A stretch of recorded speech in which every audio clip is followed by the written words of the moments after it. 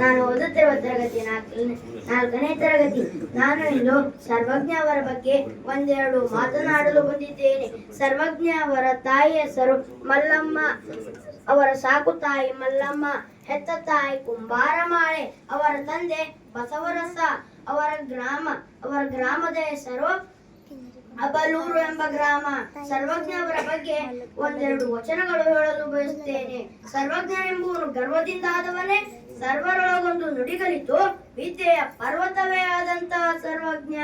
ಕೊಟ್ಟಿದ್ದು ತನಗೆ, ಬಚ್ಚಿಟ್ಟಿದ್ದು ಪರರಿಗೆ, ಕೊಟ್ಟಿದ್ದು ಕೆಟ್ಟತನ ಬೇಡ, ಮುಂದಕ್ಕೆ ಕಟ್ಟುವುದು ಬುತ್ತಿ, ಜಾತ ಸರ್ವಜ್ಞ. ಸುಡುವುದೊಂದೇ ಅಗ್ನಿ, ನಡೆಯುವುದೊಂದೇ ಭೂಮಿ, ಸುಡುವುದೊಂದೇ ಅಗ್ನಿ, ಕುಡಿಯುವ ನೀರು ಒಂದೇ, ಇರುತ್ತಿರಲು ಕುಲಗೋತ್ರಗಳ ನಡುವೆ ಎಚ್ಚಣದು ಸರ್ವಜ್ಞ.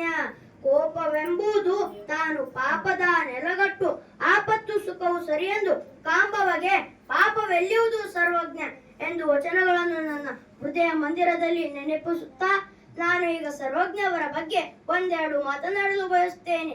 ಸರ್ವಜ್ಞ ಅವರು ಹುಟ್ಟೋದಿಕ್ಕೆ ಒಂದು ಬಹಳ ಕಷ್ಟವಾದ ಕಥೆ ಇದೆ. ಅದೇನೆಂದರೆ, ಅವರಿಗೆ ಆ ದಂಪತಿ ಬಸವರಸ ಮತ್ತೆ ಮಲ್ಲಮಾಂಬೆಗೆ ಹಲವು ವರ್ಷಗಳ ಆದರೂ ಸಹ ಅವರಿಗೆ